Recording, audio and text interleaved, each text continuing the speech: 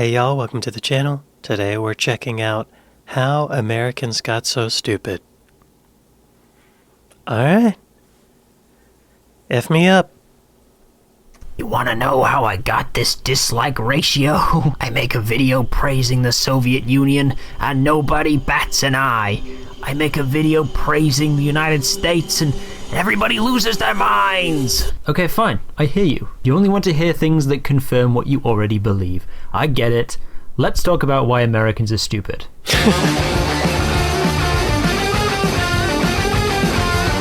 Hit me. There's a famous episode of the Jiminy Kimberly live show where clueless residents of Los Angeles fail to name a single country. I've seen this on the Jimmy Kimmel show, and I gotta believe that these people are just nervous because they're on camera. They can't be that dumb. Is it South Africa? We like a country in Asia? Greenland or Iceland or something? Although these are no doubt cherry-picked, and I'm sure if you stood in a big city all day and shoved a camera in people's faces and asked them questions, you'd be able to find 3 minutes worth of people who couldn't answer on the spot. Miss, for Maybe. $1, name a woman. Name a woman? Yeah. But the stereotype that Americans are ignorant about the wider world is largely true. These people can't name a country because they don't care about other countries. 40% of Americans have a passport, compared to 66% of Canadians and 76% of Brits. I used to have a passport, and it has now expired. Compared to 66% of Canadians and 76% of Brits. In 1994, it was only 10% of Americans. But that doesn't mean Americans have gotten more globe-trotting since then. It was because after an above-average episode of the news, it became mandatory to need a passport when entering Canada and Mexico. So it's fair to say that a very small percent of Americans will be leaving this corner of the world. As I said in a previous video, America has all you'd ever want geographically within her borders. Right. Why go anywhere else? The other countries are also a lot further away. In Europe, you drive for a couple hours, you're in a whole nother country. In America, you drive for a couple hours, you might be in another state, but probably not. The foreign cultures, maybe? Americans don't care about that either. On the list of the highest grossing movies in the USA, you have to go all the way to 520th place to get a movie that isn't American. Really? It's Crouching Tiger, Hidden Dragon, by the way. What? If you look at 515 and 516 on that list, both of them have the word American in them. It's Crouching Tiger, Hidden Dragon, by the way. Couldn't even beat The Nutty Professor. Somebody please check up on Ang Lee. I think he might have killed himself. Neither do global affairs hold the average American's interest. When asked about the Kyoto Climate Accords, who the Taliban are, or who Nicolas Sarkozy is, Americans are woefully underinformed compared to other developed nations. I know what 2 of those things are. Not all 3, though. In 2009, only half knew that last year's Olympics were held in Beijing. I knew But of that. course, when asked to name American celebrities, they had no trouble at all. At the same time, we non-Americans are flooded with American culture. Some British people know more about American politics and history than their own. Once you're dropped into the trench, depth, or the z-axis is... It's Z-axis, you floppy-haired moron. France had to pass laws banning radio stations from playing too much American music. Really? There are only 2 countries in the world where Coca-Cola is not sold. Wait, What? scratch that. This journalist from Finland bought a Coke at a water park in Pyongyang in 2017. And what's this hiding in the background of somebody's holiday snaps at the National Hotel de Cuba?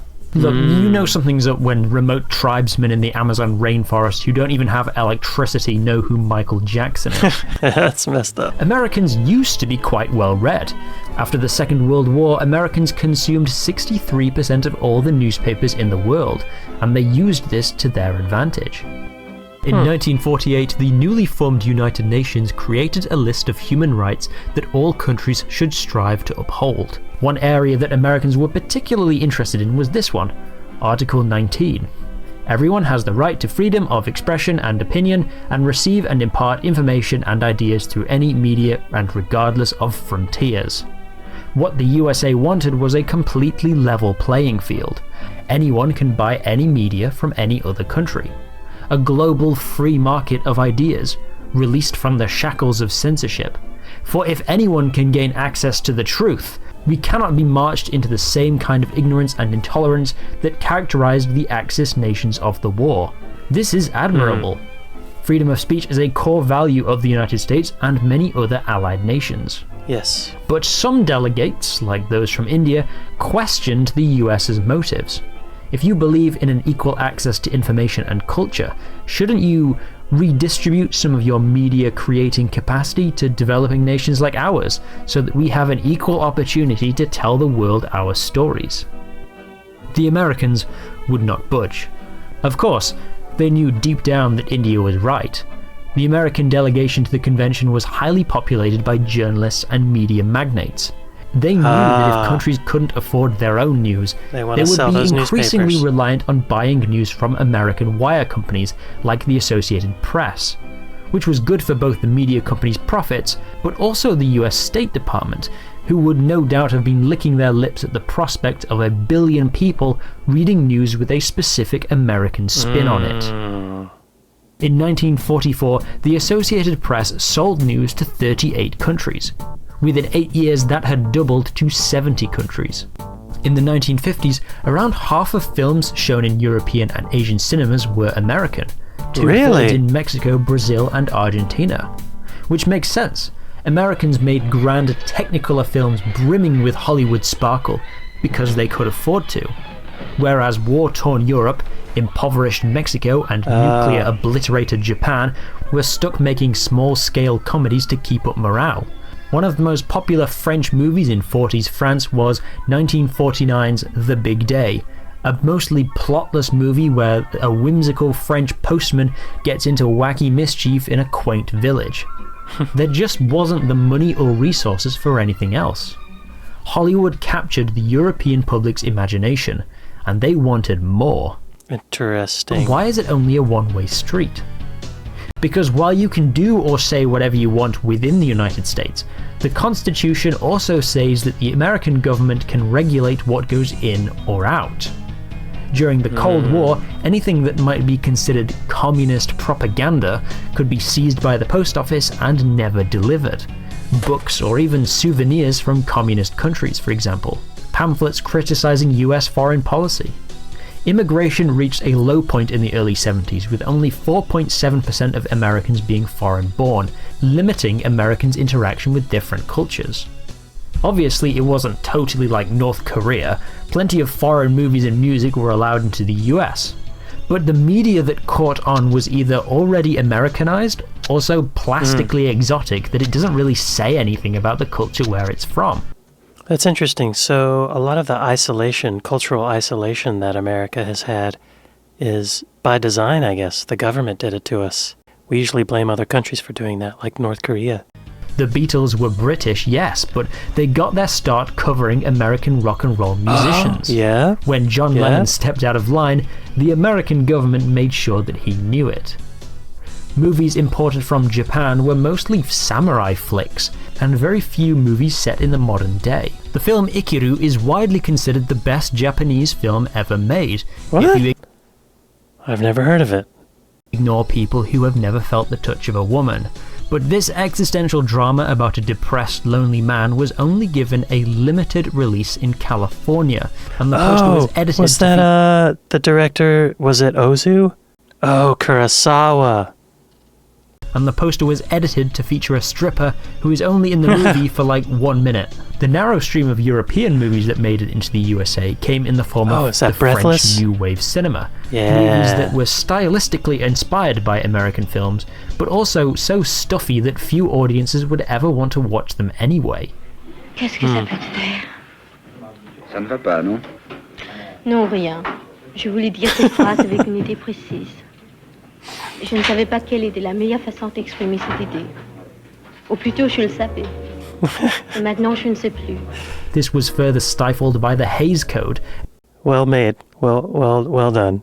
Producers or whoever edited this. Very funny. Je ne savais pas quelle était la meilleure façon d'exprimer cette idée. Ou plutôt, je le savais. Et maintenant, je ne sais plus. This was further stifled by the Haze Code, a set of extremely strict regulations that were in place from 1934 to 1968. No boobies. If you've ever wondered why old black and white films seem so dry, it's because of these rules. Some things that were completely banned from ever being shown in any film included bad guys winning. All movies had to end with the police outwitting the evil criminals or the criminals causing their own demise. Well, that's boring. Any nudity, even the silhouette of a booba, is an instant ban. Booba. Blood or dead bodies. When people get shot in old films, they usually just clutch the wound, That has changed. but no actual blood is seen. Pointing a gun at somebody in the same frame. This is why guns are always held at waist height. Kissing for longer than 3 seconds. Interracial couples. White people as slaves. Criticism of religion or of any other country. Naturally, this prevented the more artistically liberal European films from being shown in American cinemas, and when they did get a US release, they were usually edited to remove the violence in movies and sex on TV to comply with the good old-fashioned values. At least until the rules were abolished in 1968 and replaced by the age rating system we have today. Even as the Cold War ended and the internet gave Americans unparalleled access to the rest of the world and all of human knowledge, they still preferred to hang out on a handful of American-made websites dominated by Americans. The insular culture of 20th century America has carried over to the 21st. Tightened border security after Septiembre Undécimo means foreign musicians can have a hard time getting visas. In 2002, the touring visa of a German orchestra was cancelled after it was discovered the cellist had a criminal record for shoplifting a pair of tweezers in 1991. When they tried again for a visa in 2004, the cellist had to undergo an hour-long interview with Homeland Security and had to physically pick up his visa from the US Embassy. That's overkill. Something fishy about that.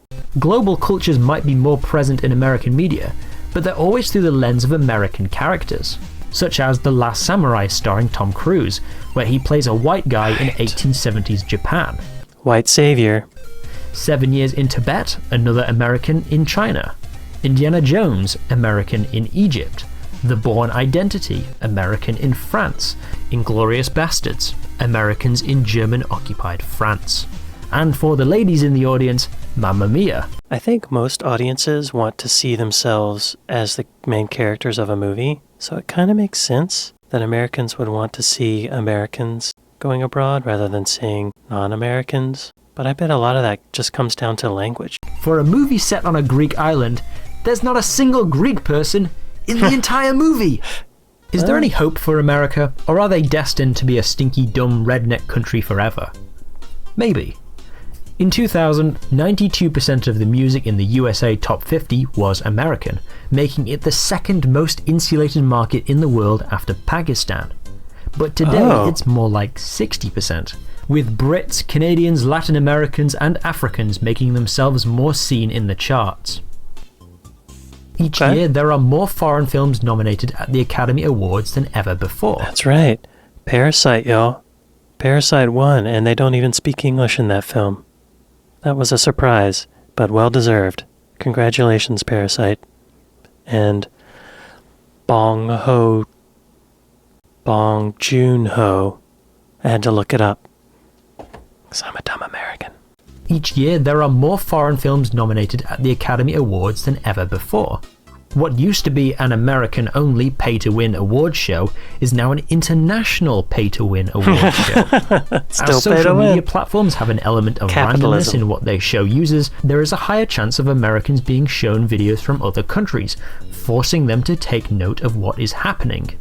It seems the revolution will be TikToked. I've been giving the impression throughout this video that it's all or most Americans who are terminally uneducated.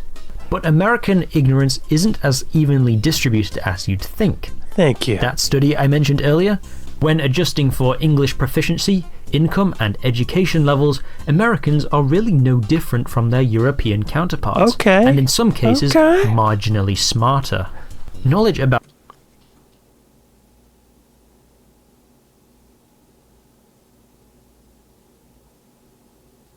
Knowledge about the wider world even correlates to political views, and not in the way that you'd think. A 2022 survey asked Americans 12 questions about the world, such as who is the British Prime Minister, what does the Indian flag look like, and what this symbol represents. I wouldn't know that. The people who answered the most questions correctly were committed Democrats and committed Republicans. Swing voters, those enlightened centrist chads, were the stupidest. Well, only 4... That's... yeah. Seems obvious to me. Those enlightened centrist chads were the stupidest. Only 40% of moderate Republicans could name the US Secretary of State, compared to 60% of convicted Republicans. Only half of moderate Democrats knew that the USMCA trade agreement replaced NAFTA, compared to 66% of convicted Democrats. Also, I just thought it was funny that the more Americans know about the European Union, the more favourable view they have of it. So are Americans ignorant? Many of them are. But it isn't their fault. It's a mix of geography, American imperialism, Cold War paranoia, moral puritanism, and economic factors that create... Wow. I gotta rewind that, because that was... yeah, all those things. Union, the more favourable view they have of it. So are Americans ignorant? Many of them are. But it isn't their fault. It's a mix of geography, American imperialism, Cold War paranoia, moral puritanism, and economic factors that create a paradoxical nation that is both the most expansive empire, but also an informational prison of their own making. God bless you, stupid bastard. Thank you. Wow. Eye-opening video. Well, so it basically traces back to American newspapers not wanting competition. Capitalism. Money. It's all about money. Really great video. Thanks for suggesting, you guys. And if you have any other suggestions, let me know in the comments. Thank you guys for watching, and I'll see you next time. Bye.